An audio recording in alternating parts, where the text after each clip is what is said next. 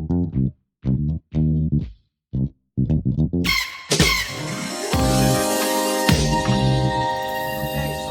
video, I'm going to talk about the difference between isometric movements and isotonic. Stay tuned. Isometric is also known for static or holding contractions. Okay, so I'm going to break this down in a nutshell. I'm going to try to make this as simple and easy as possible. Isometric. The best way to remember isometric exercises is no movement. Static, muscle contraction. Again, isometric is no movement, it's static, and it's a muscle contraction. Okay? It stabilizes the joint and increases strength at one joint angle.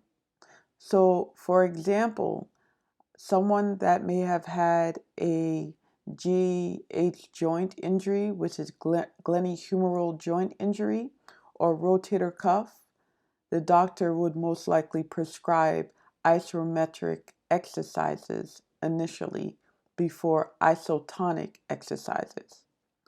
Isometric movement, and that's kind of the worst word to use is movement, but think of it this way. Isometric is no visible movement at the joint.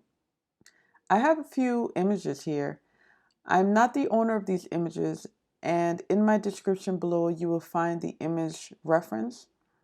But I saw these online. I thought these would be really good examples for you guys. So I'll give you some time to check out these pictures out.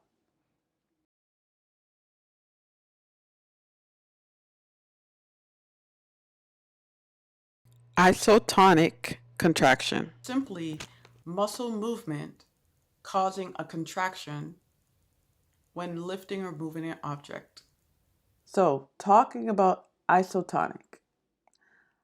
Iso, which is ISOS in Greek, means equal, and tonus, which is TONUS in Greek, means tension.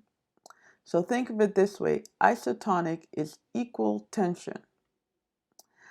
I know some of you, if not all of you, have heard of terms such as lever and load in school. Well, I'm going to keep it super simple. When you think of isotonic exercise, think of the word dynamic, also known as movement of a muscle. Here's a bonus: concentric versus eccentric. Concentric is when the muscle shortens, and eccentric is when the muscle lengthens. So think about a glass. When you're picking up that glass, you're moving in a concentric movement because you're flexing. And when you're lowering the glass, referring to elbow flexion extension, when you're lowering the glass, you're now in eccentric, which is allowing the muscle to lengthen. So for example, lifting dumbbells, doing a push-up during movement is considered isotonic. Now, however, keep in mind, if you're doing a push-up, but then you stay in a plank position and there's no movement, this is now considered isometric contraction. Thanks so much for watching. Be sure to like and subscribe.